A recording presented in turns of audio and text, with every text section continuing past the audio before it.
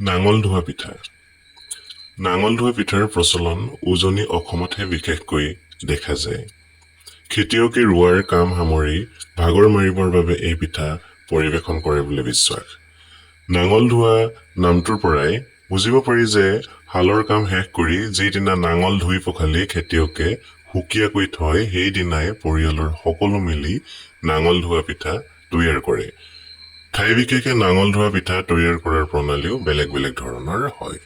নাঙল ধোৱা পিঠা তৈয়াৰ কৰাৰ উপকৰণসমূহ হ'ল আৱৈ চাউল বা বৰা চাউলৰ পিঠাগুৰি, চেনি, গুড় অথবা নিমখ, পানী আৰু তৰাপাত অথবা কলপাত।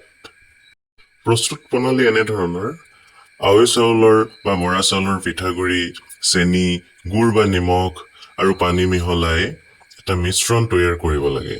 এই মিশ্ৰণটো তৰাপাতত বা কলপাতত দীঘলীয়া আকৃতিত বান্ধি বন্ধা টোপোলাবোৰ উতলা গৰম পানীত সিজাব লাগে। সিজোৱা হলে পানীৰ পৰা তুলি আনি ঠাণ্ডা হবলৈ দিব লাগে। ঠাণ্ডা হলে গাখীৰ দি বা এনেয়ে পৰিৱেশন কৰিব পাৰি।